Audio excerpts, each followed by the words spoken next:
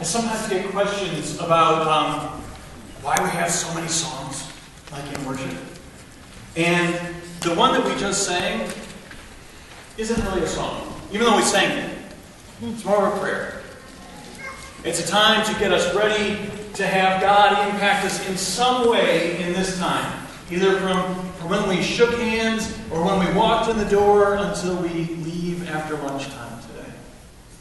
That prayer is to ask God to make something happen in that period of time. And we trust that God will, but that is the reminder.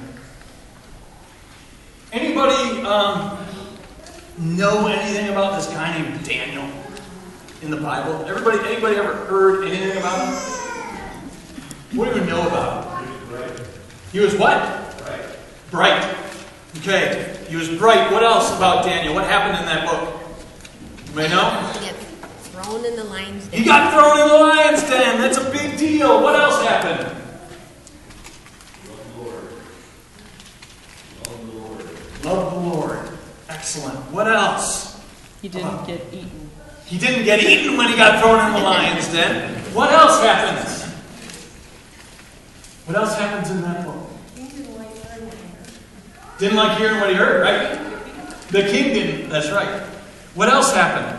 What happened to his 3 buddies? He had 3 really close friends. Remember what happened to them? They got put into a fire. Did they burn up? No. In fact, the guards that threw them in ended up being hotter than they were. That's pretty much what we know about that book. You know, we hear about the Sunday school lessons, about Daniel in the lion's den, about Shadrach, Meshach, and Abednego being thrown into the fiery furnace. But we don't know a whole lot else about that book. And so I started looking at it and started looking at these 4 really, really good friends. And how bright they were, all 4 of them. And how each of them loved the Lord and would not let whatever happened to them diminish their friendship or their relationship with God. And that's what I'd like to talk about for a little bit. These guys were 4 brothers. They weren't biological brothers, but they were 4 brothers who were bonded in faith. And their faith was really, really deep. Anybody here blood brother or blood sister with anybody? You know what I mean from when you were growing up? That kind? I am. My buddy's name is Todd. He lived 2 doors down from us, but we were both wimps. So we picked scabs. We didn't do it the right way. It's just true. But these guys, it was beyond that. These guys were bonded by faith. They were bonded by something way, way deeper than just this simple picking up scabs and sharing it with each other. And we need friends of the faith. We need friends who are faithful.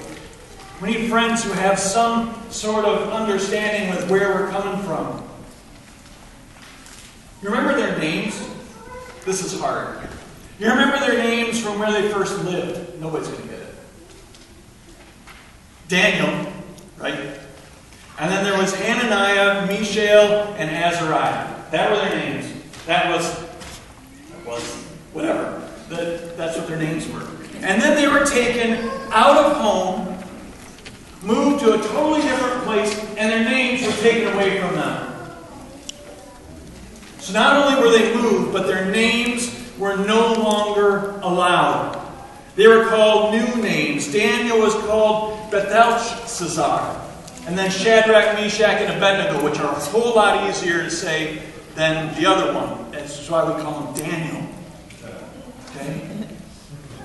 So they're literally uprooted from home, taken to a new place, and their names are destroyed, and they're given brand new names. They didn't know the language when they got to this new place. That's rather dismal, don't you think? It's you and 3 friends. You know absolutely no one else. You don't know the language, but you're bright. You love the Lord. And so what are you going to do? There's some choices that these guys had. They could live faithfully, or they could fall in line with the conventions of Babylon, which is where they were taken, and live in that time and context. Those were their choices. They chose to live faithfully and trust that each other would hold them up and take care of them.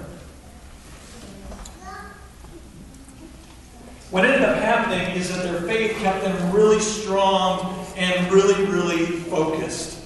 They looked out for each other. They cared for each other, like a lot. They expressed their love to each other. They embodied grace with each other. And they went outside of their small circle of just the four of them.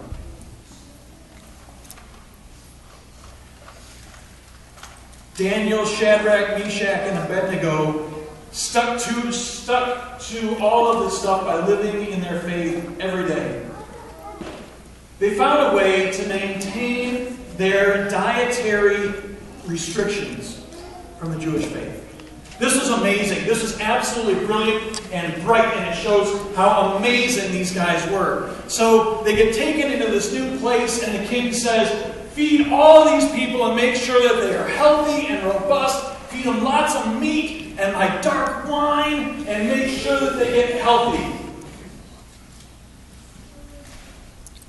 And Daniel said, that's not going to work for us. Half that stuff we're not allowed to eat. And frankly, it's going to slow us down. So he made a bet with the jailkeeper. First, he got the jailkeeper to become his friend. Then he made a bet with him, and he said, I tell you what, feed me and my 3 friends vegetables and water for 10 days. We're going to look better than these other guys, and we'll be able to serve better. 10 days later, they looked way better. They could perform better. They were stronger. They stood upright, and they were faithful in their service to God. And then the jailer decided maybe they'll be faithful in their service to the king. And that ended up happening. And in the midst of it all, sometimes on the slide, sometimes right out in the open, they prayed 3 times every day. Because that's what was commanded to them. To pray 3 times, each and every day.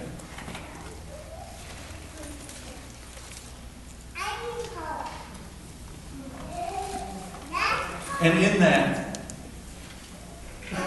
the story keeps playing out, and there's lots of dreams that are interpreted, and it's a good story, so you can read it sometime. It's about 11 chapters.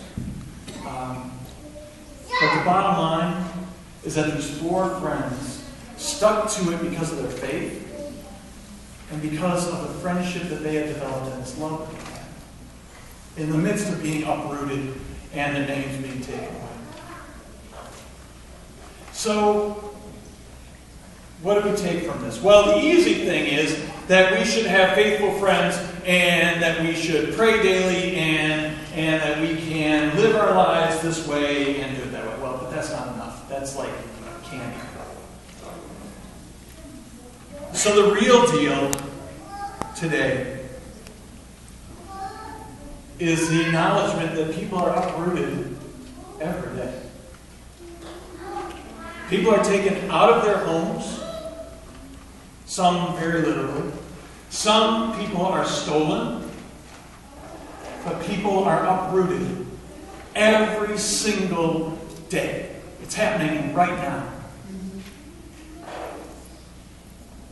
And these same people that are uprooted are given new names every day. Or they are denamed. I know that's not a word. But they are denamed. It's worse than having your name changed. You're not worthy to have a name. There is still sex trafficking both in the United States.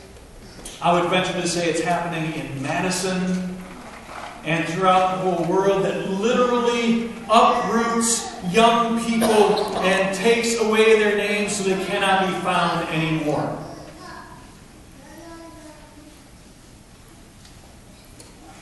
And so what do those kids usually have?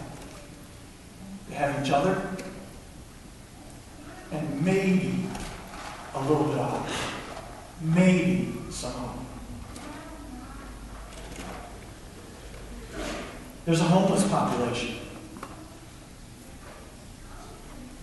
They are dehomed and denamed. So we don't really want to know their names. Because if we know their names, then it becomes very personal. Because that would mean we'd have to share ours as well. Porchlight, who this donation is going to today, is an awesome ministry for homelessness in the Madison area. But they had a fire 10 days ago. Put a whole bunch of people out. They were able to find housing right away and get them put back in. So in the midst of all the dismal stuff of homelessness, there's opportunities to do something good. But what do our homeless brothers and sisters have? They have each other. Maybe have some hope. Maybe. How about deportees? Came here to make a better life for themselves and for their families. Something went wrong with the system, and they get uprooted from what potentially could be a good job, or, as a lot of us are hearing now, jobs that, quote, Americans didn't want because they were beneath us. But they're picked up and carted off. Maybe they go home. Probably not. They end up getting put somewhere else. And so what do they have? Each other? Maybe some hope.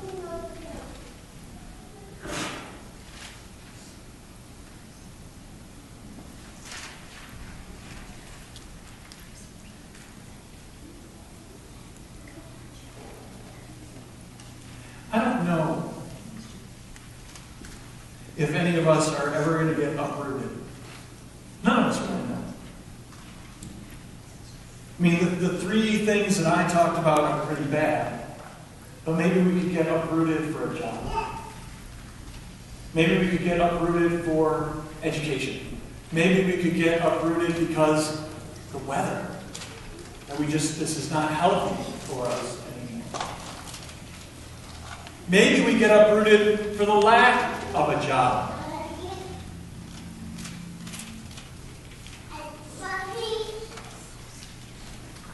Oftentimes our names won't get changed in that, but we may feel that way. Like we're less than who we've originally been asked to be. We can't go it alone. Nobody can go it alone.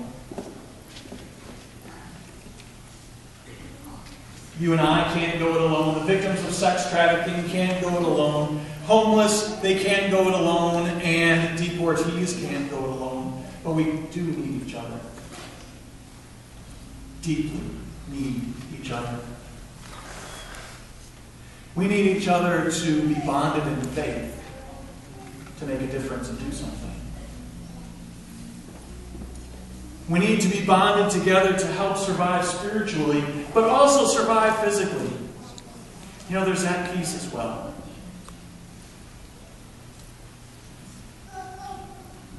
Folks should never be uprooted and have their names changed. But it happens. And we'd be foolish to think that it won't happen. But we can trust that, at least according to Isaiah chapter 49, God says that I will not forget you. I have inscribed my hand, your names on my hands. God says, I have inscribed your name on my hands.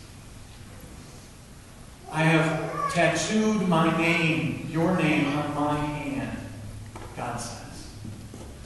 And God declares, I will hold you in my hand always, and put my hands against my heart, and care for you, and love you in the midst of all this stuff that is going on. See, our names are always found in God, as brothers and sisters in Christ. Together we're bonded in faith, and we're named by God, and we have a purpose.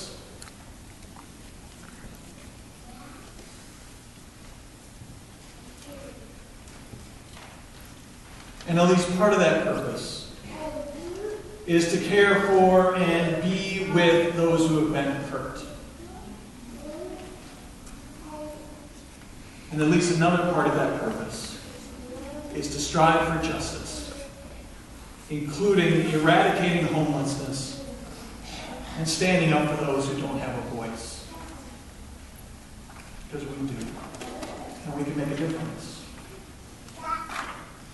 The question is, how can you see it in that picture? And what are you going to do about it?